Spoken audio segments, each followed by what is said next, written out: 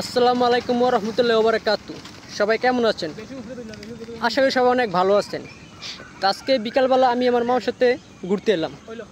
তো সোজাসুজি কথাবার্তা না বাড়িয়ে মামু কিছু ডাইরেক্ট প্রশ্ন করি।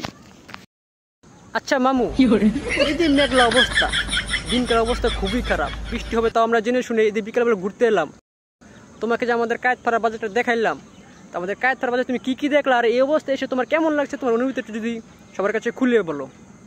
তো প্রথমত তুমি যে সময় আমারে মনে আমারে কইছিলা যে মামা তোমার আজকে নিয়ে যাই ঘুরাইতে, তখন আমি মনে মনে ভাবছিলাম যে না ঠিক আছে, ওই গরো তাইকা বুড় লাগে তো একটু ঘুরাই বাংলার সাথে। তারপর তো যে সময় রাস্তা দিয়ে আইটে এদিকে তো আর গাড়ির রাস্তা নাই, আইটে যাওয়া লাগে, যে বাঙ্গা রাস্তা বা যে অবস্থা দেখলাম আমার মনে মনে ভাবছিলাম যে এইভাবে ভিতরটা ফুল হয়েছে রাগে, কি অবস্থা এই রাস্তা, এইটা ঢাকা শহরের ভিতরে এই অবস্থা।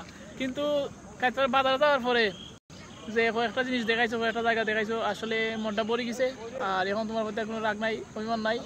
তো বাংলায় তো অনেক কিছু খাওয়াই আমার মনে বাংলায় সব পিঠা পিঠা খাই আইছি। আচ্ছা আরেকটা কথা বলি, আমাদের কায়েতপাড়া বাজার এমন কি দেখছো, মানে কোনো ফল পাকার গাছ দেখছো কিনা বা কোন আমাদের নদী টদী দেখছো কিনা?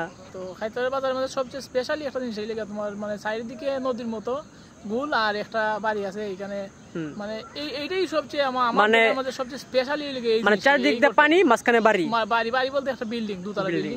তারপর স্পেশালি খুব সুন্দর লাগছে এই জিনিসটা। আচ্ছা মামু, তোমাকে যে আমাদের নদীটা দেখাইলাম এটা হলো বালু নদী, এই বালু নদী থেকে তুমি কি বুঝলা তা একটু খুলে বলো। তো এটা তো ঢাকার ভিতরে নদী পড়ছে, নদী ঢাকার ভিতরে পড়ায়, এটার মধ্যে অনেক ময়লা টলা, খালা পানি থাকে সবসময়, আসলে সবসময় খালা পানি থাকে, পচা পানি থাকে।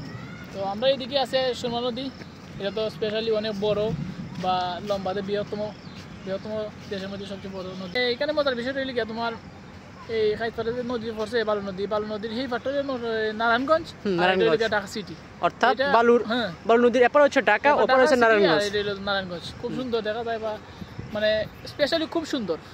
এটা হলো এই নদী হলো ঢাকার বর্ডার বা ঢাকার বর্ডারে আমরা থাকি, আমরা ঢাকার শেষ প্রান্তে থাকি, নদী পার হইলে আমরা নারায়ণগঞ্জে চলে যাই। তো অনেক কিছু দেখার ইচ্ছা ছিল, তারপর দেখতে পারলাম না, তার জন্য দুঃখিত। কেননা দিনের অবস্থা এতটাই খারাপ, দিন এতই কি বলে এটাকে যে বিজলিতে ঠাড়া পড়তেছে, অবস্থা খুবই খারাপ, তার জন্য আমরা ভিডিওটা শর্ট করে দিলাম। তো গাইজ ভিডিও করার শেষের দিকে হঠাৎ একটা বিমান আছে, বিমানের ভিডিওটা করলাম। আর সবাই লাইক, কমেন্ট, শেয়ার অ্যান্ড ইউটিউবে সাবস্ক্রাইব হইয়া আমার ব্লগ ভিডিও আমার চ্যানেলের পাশে থাকবা।